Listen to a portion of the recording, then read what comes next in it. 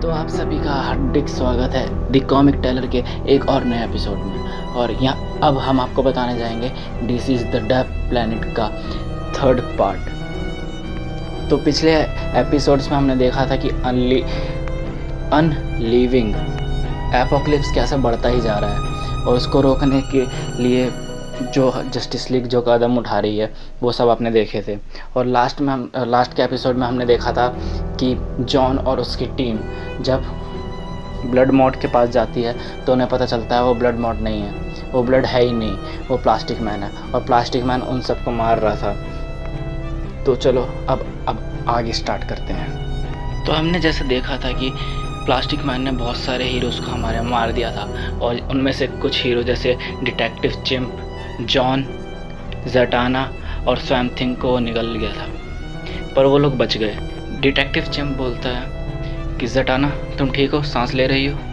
ज़टाना बोलते हैं हाँ, पर हम जिंदा कैसे हैं? तो डिटेक्टिव चिम्प बोलते हैं कि ब्लू डेविल ने तुम्हें बचाया और रैगन भी मारी जा चुकी है और सभी ज़िंदा इसलिए हैं क्योंकि जब प्लास्टिक मैन इन लोगों को निकल रहा था तो स्वैम्प थिंग ने एक गोला बना लिया जिसके अंदर वो सारे सेव थे, जैसे ग्रूट बनाता है गैलेक्सी में VR ग्रूट वाले सीन में। डिटेक्टिव चिम्प बोलता है हम वॉल ऑफ हॉल फायर के पास में हैं, बट ज़टाना बोलती है स्वैम्प थिंग अपने जब एक दो पर मेरी काउंटिंग पे तुम हट जाना। फिर ज़टाना बाहर निकलती है और उड़कर प्लास्टिक मैन को एक झटके में पूरे के पूरे जला देती है और ये सीन बहुत ज़्यादा ऑसम था इसका। ओटेनी एथ इमाल्फ। फिर वो लोग प्लास्टिक मैन को जलते हुए दिखते हैं। मुझे फ्लैश के जलने की स्मेल बहुत गंदी लगती है और प्लास्टिक के जलने की स्मेल तो उससे भी ज़्यादा, और ये दोनों का बहुत गंदा कॉम्बिनेशन था। तभी जॉन रैगमैन के सूट को देखकर बोलता है आई एम सॉरी, और डिटेक्टिव चिम्प ब्लू डेविल को देखकर बोलता है कि ब्लू डेविल ने कहा था कि हमें वापस मुड़ जाना चाहिए, पर मैं नहीं माना। ज़टाना बोलती है कोई बात नहीं, तुम्हें पता नहीं था। तो जॉन बोलता है अभी हम रिग्रेट नहीं कर सकते, अब हमें चलना चाहिए। तभी डिटेक्टिव चिम्प चिल्लाता है झुको, और हम उसके लिए भी तैयार नहीं थे, ना हम प्लास्टिक मैन के लिए तैयार थे, अनडेड प्लास्टिक मैन के, और ना जो बंकर के अंदर ईविल थिंग थी उसके लिए। अचानक से विंडोज से गोलियां चलने लगती हैं, बहुत ज़्यादा गोलियां। ये एंटी लिविंग नहीं थे, सब लोग झुक जाते हैं नीचे। ये कुछ डिफरेंट काइंड के ईविल थे गोलियां, बट स्वैम्प थिंग के आर पार गोलियां जाती हैं और पीछे जो कुछ एंटी लिविंग्स आ रहे होते हैं उनमें लग जाती है। तभी आवाज़ आती है हे तुम्हें अंदर आना है तो आ जाओ, और ये था रेफ्यूज़। वहाँ पे एक आदमी खड़ा होता है और बोलता है या फिर तुम यहीं पे रुक सकते हो, वहीं पे पड़े हुए। और ये जगह थी फुल ऑफ रिच बेस्टर्ड्स से। फिर सीन शिफ्ट होता है और हमें दिखाई देता है बैटमैन जो सिलाई कर रहा होता है। एक आवाज़ आती है, मुझे नहीं पता था कि बैटमैन भी सिलाई करेगा। तभी बैटमैन बोलता है कि मेरे पापा मुझे चाहते थे कि मैं इंडिपेंडेंट बनूं, इसलिए बैटमैन को सिलाई करना तो आनी चाहिए। फिर बैटमैन बोलता है हेलो जिम। फिर जिम बोलता है तुम्हें देखकर खुशी हुई और ये जानकर कि भी अब तुम बैटमैन हो। फिर ये दोनों गले लग जाते हैं। फिर ये दोनों बस बातें कर रहे होते हैं और बातें कर रहे होते हैं, और तभी वहाँ पे डॉक्टर फेट आता है और वो बोलता है कि सुपरमैन हील हो रहा है और हम उसके हील करने में पूरे सक्सेसफुल हो चुके हैं। अब अगला सीन हमें दिखाते हैं कि सुपरमैन जो बंकर के अंदर होता है उसका सीन दिखाते हैं। सुपरमैन का डॉग उसके पास भाग के आता है और उसके ऊपर चढ़ जाता है। मैरी उसके बगल में बैठी हुई होती है और उससे बोलती है अब क्या तुम ठीक हो? तुम्हें क्रिप्टोनाइट की तलवार से मारा गया था, इसलिए तुम बहुत ज़्यादा ब्लीड कर रहे थे, पर डॉक्टर फेट ने तुम्हें रिकवर कर लिया है। तो सुपरमैन बोलता है मैं तुम्हें नहीं जानता, तुम कौन हो? तो मैरी बोलती है शज़ैम, और वो कन्वर्ट हो जाती है शज़ैम में। फिर सुपरमैन बोलता है ओह मैरी मार्वल, पर मैं हूँ कहाँ? सेज़म बोलती है कि तुम फेट टावर में हो, टावर ऑफ फेट में हो, एक सेफ जो है पॉइजन्स ईव गार्डन में। जैसा कि बताया कि तुम्हें मैजिकल क्रिप्टोनाइट स्वॉर्ड से मारा गया था, इस पर डॉक्टर फेट ने तुम्हें ठीक कर दिया है। और हाँ, I was able to patch you back together. तो सुपरमैन बोलता है थैंक यू। तो अब सीन शिफ्ट होता है जॉन की टीम की तरफ। तो वो लोग जो बंकर में थे, एक ऐसा बंकर जिसे अमीर लोगों ने बनाया था एपोक्लिप्स, अनडेड एपोक्लिप्स के टाइम। और यहाँ पर सब चीज़ें थी जिसकी वजह से एक अमीर बंदा कंफर्ट में जी सकता है। तो उनका लीडर बोलता है welcome to the southern bunker. तभी उनमें से एक आदमी बोलता है ये बहुत ज़्यादा सिविलाइज्ड है और हमारे खुद के भी सोल्जर हैं और उनकी फैमिलीज़ यहाँ पर एम्प्लॉयड है, जैसे सफाई करने के लिए और खाना बनाने के लिए। तो जटाना बोलती है अच्छा, ये काफ़ी खुशी की बात होगी तुम्हारे लिए कि तुम्हारे पास स्लेव्स भी हैं, यानी गुलाम भी है, मैक्सवेल लॉर्ड। तो उनका लीडर बोलता है ये सर्विस दे रहे हैं क्योंकि उनको शेल्टर मिल रहा है, तो ये गुलाम नहीं है। तो जॉन बोलता है मुझे बिलीव नहीं होता कि तुम ऐसे एपोक्लिप्स के टाइम पे भी इतना जेन्युइन चीज़ क्लास कैसे मेंटेन कर रहे हो। डिटेक्टिव चिम बोलता है ये तो बिल्कुल ईडन के गार्डन जैसा है, बट यहाँ पे हर कोई रहता हुआ बंदा सांप है। स्वयं थिंक चीज़ों को पकड़ कर बोलता है, पेड़ों को छूकर बोलता है कि ये सब रो रहे हैं यहाँ पे जो हुआ उसकी वजह से। तो एक आदमी आता है पीछे से और बोलता है जॉन कॉन्स्टेंटाइन, जो कि होता है जेसन ब्लड।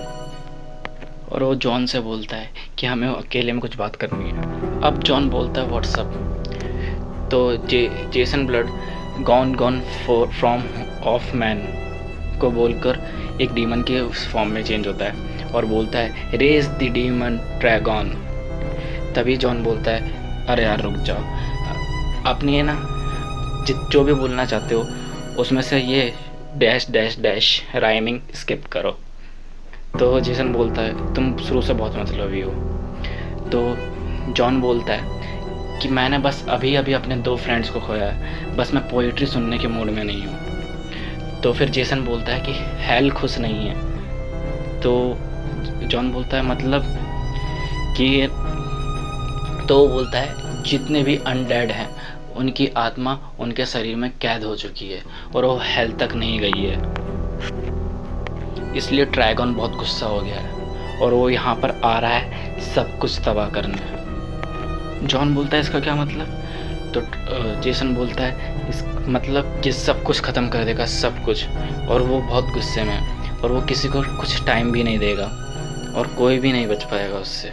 तो जॉन बोलता है हाँ सुना है इसके बारे में। और तभी अचानक से बहुत गोलियों की आवाज़ आने लगती है और जॉन बोलता है नेवर अ गुड साउंड।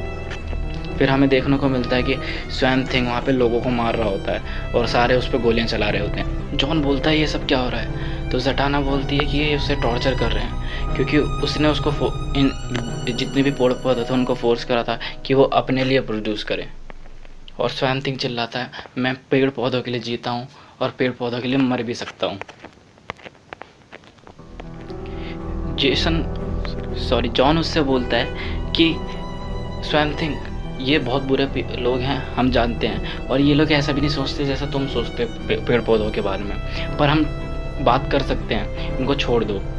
और ना उस स्वयं थिंग ने मैक्स लॉर्ड को पकड़ा हुआ होता है और मैक्स लॉर्ड बोलता है हाँ इसे सुनो, अपने सुपीरियर को सुनो। तो वो बोलता है, स्वयं थिंग बोलता है कि तुम्हें सबको रिलीज़ करना होगा, और वो मैक्स लॉर्ड बोलता है कि मुझे तुम्हारी भाषा नहीं आती, और तभी वो उसकी गर्दन पॉप आउट कर देता है, मतलब उखाड़ देता है और खून सीधा मुंह पे जाके गिरता है जॉन के।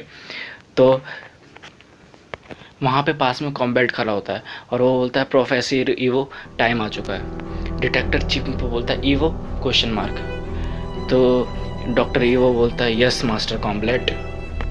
डॉक्टर ईवो ने एंड्रॉइड्स की सेना बना रखी होती है जिनके पास जस्टिस लीग की सारी पावर होती है और भी एक ही पैकेज के अंदर। वो इन सब पे हमला करने लगते हैं, वो स्वयं थिंग पर भी हमला करते हैं फिर ये लोग भागने की कोशिश करते हैं।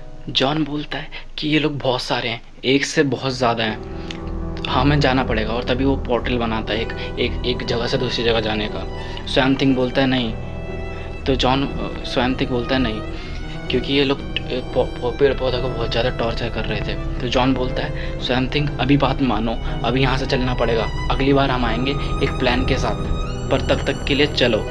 और ये बोल के वो चारों के चारों उस पोर्टल में कूद जाते हैं। बट हम सबको वहाँ पर रुकना चाहिए था, हम सबको उनसे फ़ाइट करनी चाहिए थी। अगर हम उनसे फ़ाइट करते, उनको हरा देते, तो ये सब यहीं पे ख़त्म हो जाता और हम आने वाली बहुत सारी जानों को बचा सकते थे। डॉक्टर बोलता है क्या ये लोग वापस आएंगे? कॉम्प्लेट बोलता है इससे कोई फ़र्क नहीं पड़ता, अब हमें यहाँ पे ज़्यादा देर नहीं रुकना चाहिए। अब थोड़ी टाइम में ये पूरा वर्ल्ड हमारा गुलाम होगा। और अगले सीन में हमको दिखाते हैं कि इनके पास इसकी पूरी आर्मी होती है, ऐसे क्लोन्स की पूरी आर्मी होती है, जिसमें एक बंदे के अंदर पूरी जस्टिस लीग की पावर है। तो अगले दिन गोथम सिटी में सुपरमैन बोलता है क्या और सच में तुम्हारे अंदर है? साइबर्ग बोलता है एंटी लाइफ इक्वेशन के हिसाब से माने तो हार्ली क्विन बोलती है अच्छा तुम अपने बॉडी से अटैच हुए हो, तो अब तुम्हें क्या फील हो रहा है? क्या वो कुछ बिट है उसके तुम्हारे अंदर? तो साइबर्ग बोलता है नहीं, मैंने हर सिस्टम सर्च कर लिया, अपनी बॉडी का हर एक बिट सर्च कर ली, पर मुझे नहीं मिला। तो हार्ली क्विन बोलती है फिर तो तुम्हें थोड़ा वहम हुआ होगा। तो वंडर वुमन बोलती है नहीं, ये झूठ नहीं बोल रहा, क्योंकि the lasso of truth compelled कर रही है इसको। यहाँ पे हमें पता चलता है कि अर्थ के पास जस्टिस लीग 5 साल से नहीं थी। ये सुपरमैन वो नहीं है, पर ये किसी और ने इसका सूट पहना है और ये सुपरमैन का बेटा है। तो सुपरमैन बोलता है we know there is a cure, हमें पता है कि यहाँ पे एक क्योर है और हमारे ऊपर लाखों लोगों का विश्वास है जो अभी अनइन्फेक्टेड है, तो हम जल्दी इसको ढूंढ लेंगे। फिर बैटमैन बोलता है अगर यहाँ पर एंटी लाइफ इक्वेशन है तो लाइफ इक्वेशन भी होनी चाहिए, अब हमें बस उसको पता लगाना है। तो डिटेक्टिव चिंप बोलता है कि हो सकता है कि आधी तो डार्क साइड के पास है और आधी न्यू गॉड्स के पास हो सकती है, तो हमें उसको किसी तरह ढूंढना है। तो साइबर्ग बोलता है कि डार्क साइड तो मर गया, पर जॉन बोलता है कि मुझे पता है कि यहाँ पे किसकी ज़रूरत है, कोई ऐसा जो सालों से अलग रह रहा है, कोई ऐसा जिसको किसी के साथ जुड़ना अच्छा नहीं लगता। और फिर वो वंडर वुमन से बोलता है कि मुझे तुमसे कुछ चीज़ चाहिए। फिर वो डिटेक्टिव चेंज से बोलता है बोबो I will need your help. और सुपरमैन बोलता है तो मैं क्या करूँ? जॉन बोलता है कुछ नहीं, बस अगली बिट तक सबकी रक्षा करो। फिर जॉन और बोबो एक घर के सामने होते हैं और उस घर में से आदमी निकल के बोलता है तुमने मुझे ढूंढा कैसे? तो जॉन बोलता है वर्ल्ड्स ग्रेटेस्ट डिटेक्टिव की मदद से, डिटेक्टिव चिंप। ये वही हीरोइक आदमी है जिसके बारे में बताया गया था, जिसने सेक्रीफाइस किए थे। यही गोल्ड बूस्टर था मिशन के लिए, और यही सब ये उन सब चीज़ों को रोक सकता था जो हो रहा था।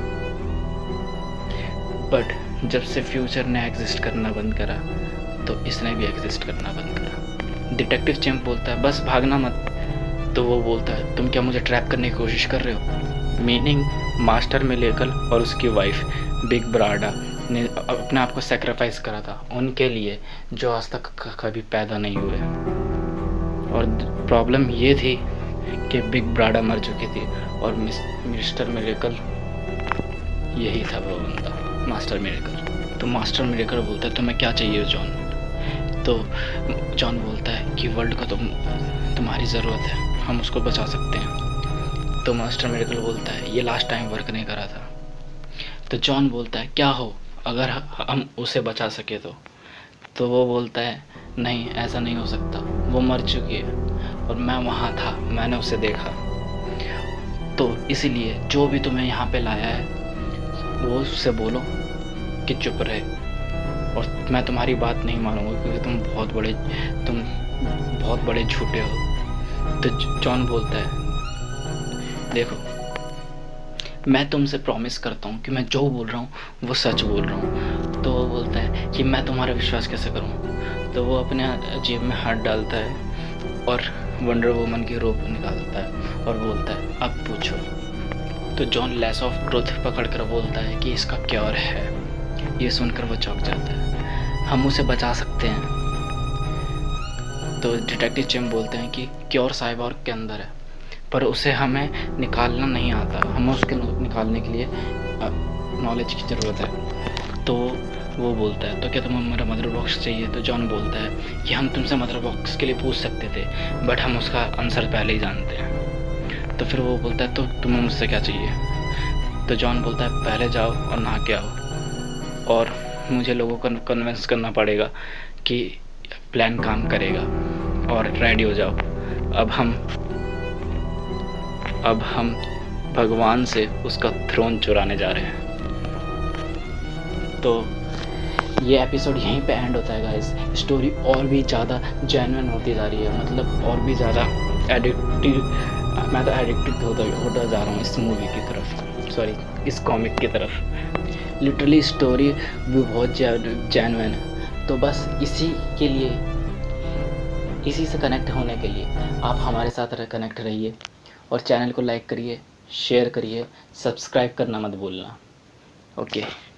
और हाँ, इसकी लिंक डिस्क्रिप्शन में है अगर आपको ये पढ़नी है तो। और अगर हाँ आपने अभी भी पिछली वाली कॉमिक्स नहीं पढ़ी हैं तो ऊपर जाके आई बटन पर